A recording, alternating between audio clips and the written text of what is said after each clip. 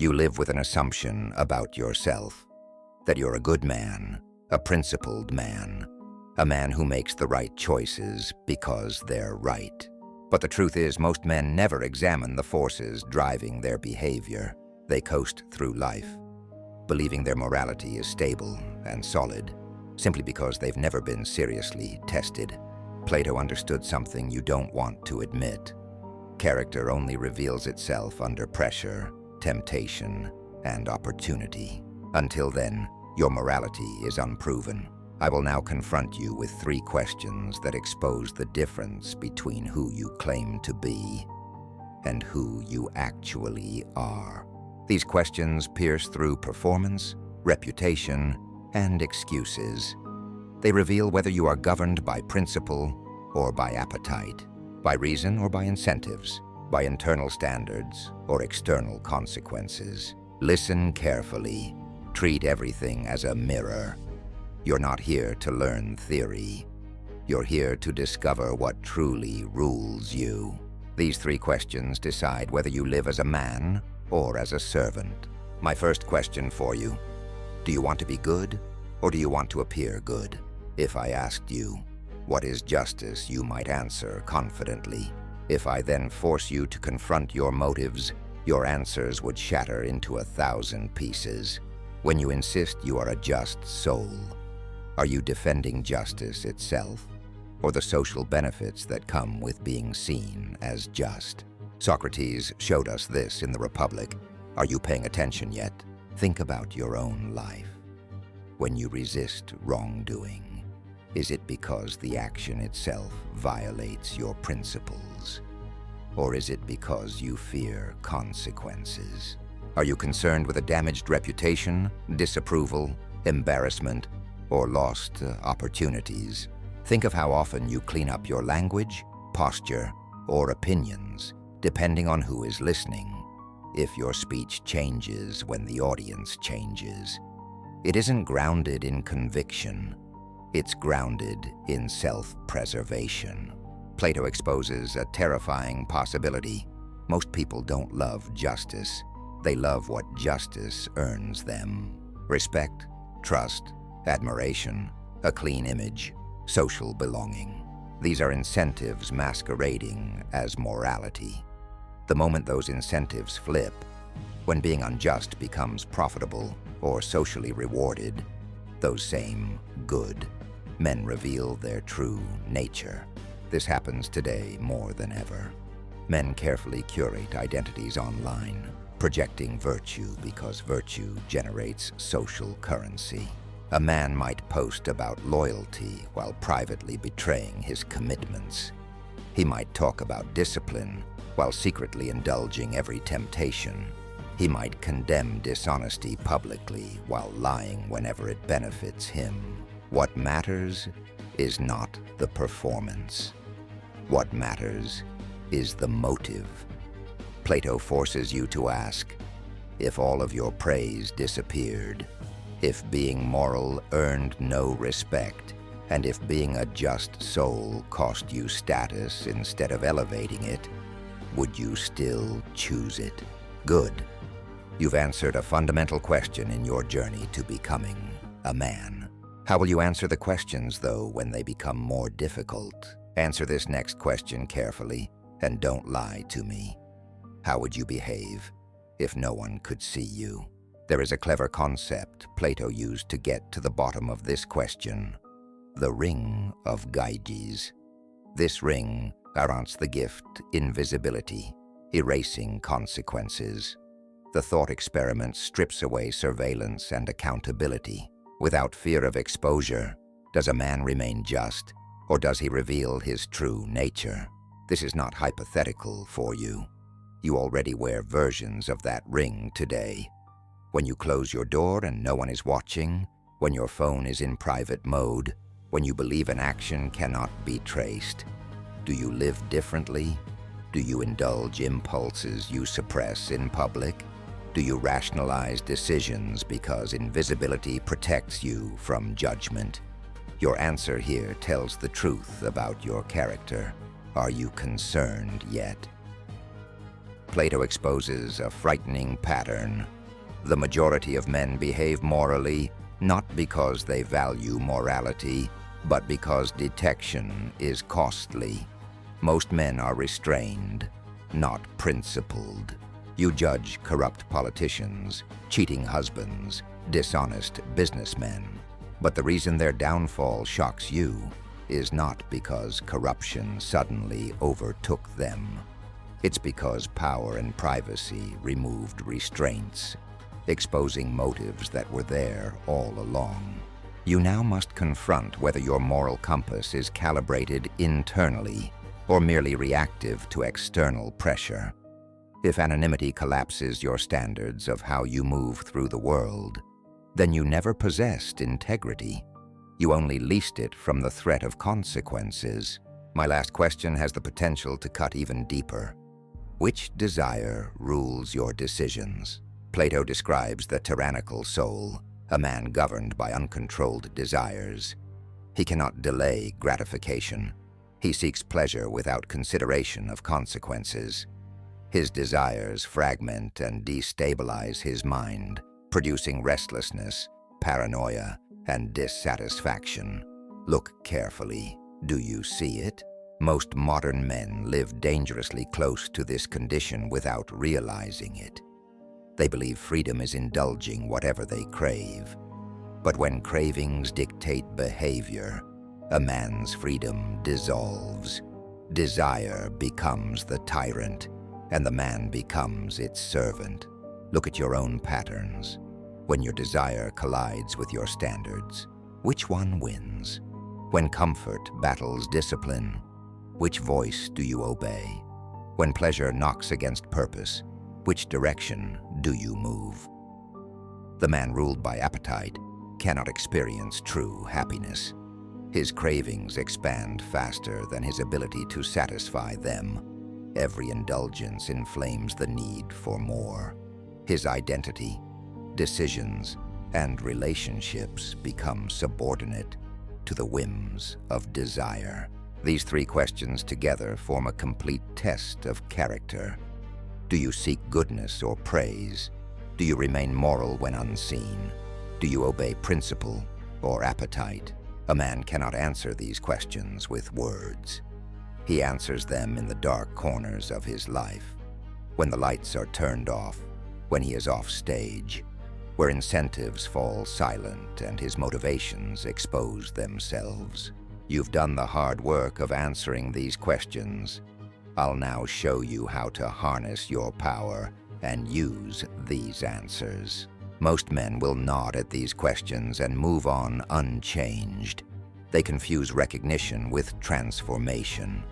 Acknowledging weakness feels like progress, but it is not. Progress begins only when you confront the uncomfortable truth. Your character is revealed not by your intentions, but by the forces governing your decisions when reward and punishment disappear.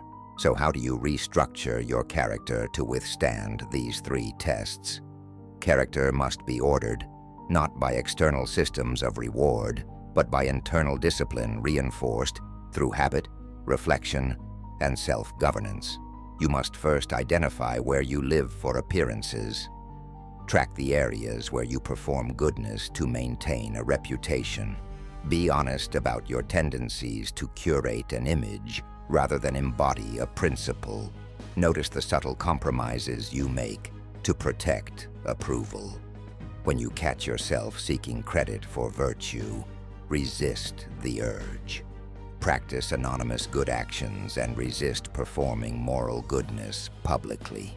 Second, you must confront how you behave when hidden. Begin treating private life as the real arena of morality, the proving ground. Treat it as if it is all that matters. When your mind whispers that a wrongdoing is safe, because no one will know, understand that the temptation is the exam. It is the test. Privacy reveals loyalty to principle.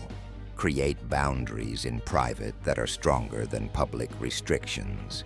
When temptation emerges in secrecy, delay gratification intentionally, not for a reward, but to strengthen resolve.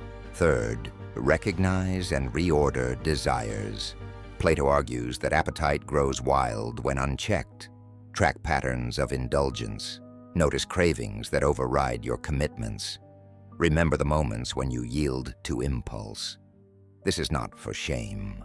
This is to reveal the tyrant that rules quietly through habit. Replace your passive obedience with deliberate decisions anchored in long-term principles. Create a hierarchy where reason, not desire, directs action. This process is painful because it dismantles illusions about your character. But pain is the only true way to signal growth. When the desire for integrity outweighs the discomfort of discipline, transformation begins. You are responsible for ruling your inner kingdom. The soul is a political structure. When desire rules, the soul collapses into chaos. When reason rules, the man becomes unified and strong. Your duty is to govern yourself, not through fear of consequences, but through allegiance to principle, your principle. The tests of character will return again and again in your life. Each moment of temptation whispers the same question. What kind of man are you becoming? Where are you now? Every day presents micro versions of these three critical tests.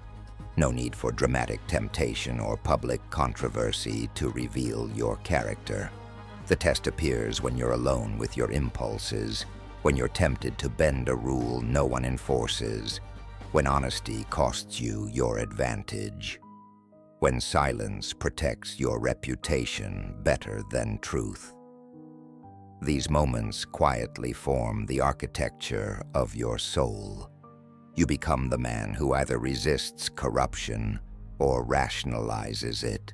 Most men wait for big tests, imagining they'll rise to the occasion. If you think like this, you've already lost.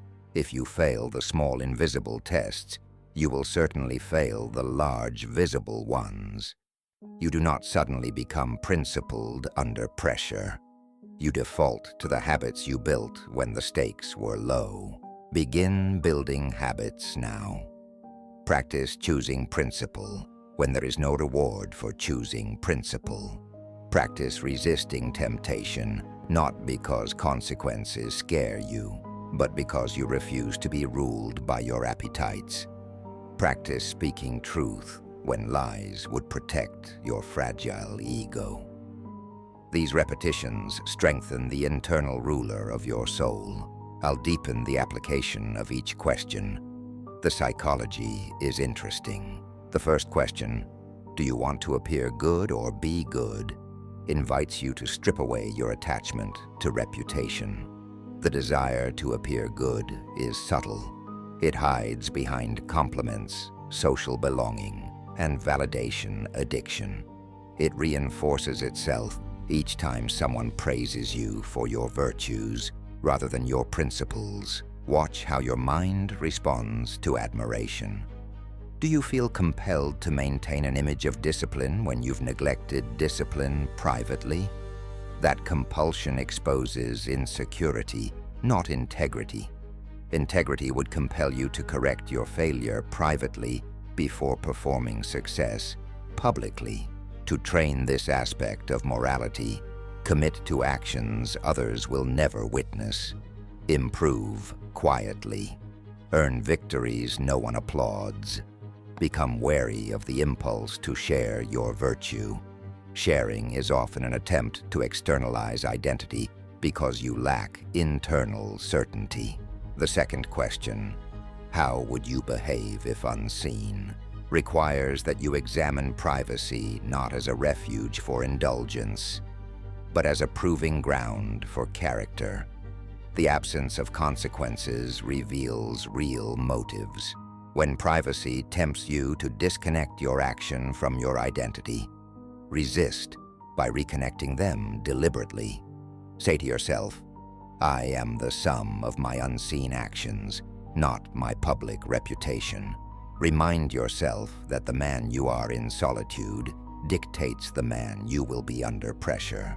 This requires eliminating rationalizations that protect indulgence. The voice that says no one will know is the very signal that this moment is testing your character. Instead of shrinking from it, elevate it.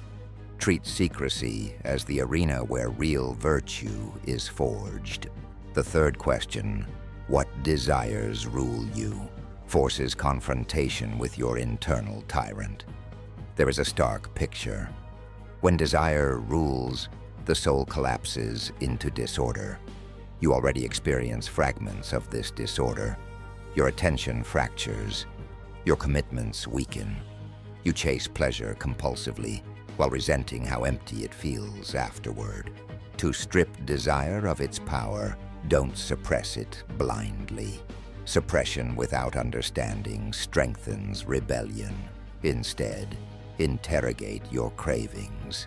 Stare them in the face. Ask what they promise and whether they have kept that promise in the past. Most cravings offer temporary relief at the cost of long-term misery. Recognizing this pattern weakens their hold over you. Plato distinguishes between ordered and disordered desire. Ordered desire serves long-term flourishing. Disordered desire seeks immediate gratification, regardless of consequence. When you repeatedly choose disordered desire, you strengthen the tyrant within. When you choose discipline, you strengthen reason's sovereignty. Every decision tilts the balance. Now you must combine the three questions into a unified practice. Each time you face temptation, pause and ask yourself, am I protecting reputation or honoring principle? Would I make this same choice if no one ever knew? Which desire is trying to rule me right now? This triad forces accountability even without external supervision. It exposes motive, integrity, and internal governance in one breath. Transformation demands repetition. You will fail, especially at first. Plato understood that the path toward a just soul is long and painful. Your faults are trained by years of instant gratification. Your identity is shaped by public validation. Your standards have been negotiated away for comfort more times than you care to admit. Failure is not final, it is instructive. After failure, reflect. No excuses. Why did you choose impulse over principle? Identify the rationalizations your mind used. These rationalizations are the tools appetite wields to undermine reason. Learn them. Interrupt them next time. Develop internal unity. A divided soul cannot withstand temptation. If you claim to value discipline but repeatedly choose indulgence in private, your values are misaligned. Close that gap, not with declarations, but with disciplined behavior. The consequences of failing these tests are not abstract. When you live for appearance, you live anxiously because reputation is fragile. When you behave differently in private, you live paranoid because you fear exposure. When your desires rule you, you live enslaved because craving has no satiation. Conversely, the payoff of principle is freedom. When you act rightly regardless of witnesses, consequence, or reward, your conscience rests. You have nothing to hide, nothing to maintain, nothing to perform. The man ruled by reason experiences a quieter form of joy, not the thrill of indulgence, but the peace of sovereignty. If you've followed this far, you're among the elite.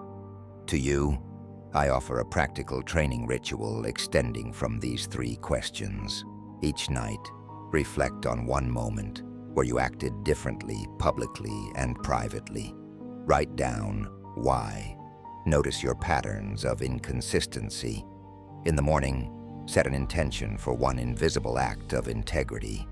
Choose a behavior that costs you something: effort, convenience, pleasure. In the afternoon, practice resisting one craving deliberately.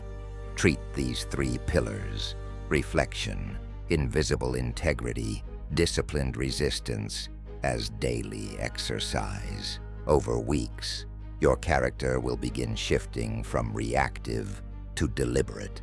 The internal voice urging discipline will grow louder, while the rationalizations of appetite grow weaker. You will recognize a difference inside yourself, not superficial confidence, but grounded coherence. You behave consistently with your standards. These 3 questions will accompany you for the rest of your life. There will be moments when the world offers you reward for compromising, applause for hypocrisy, comfort for obedience to appetite. When these moments come, remember the mirror Plato held up.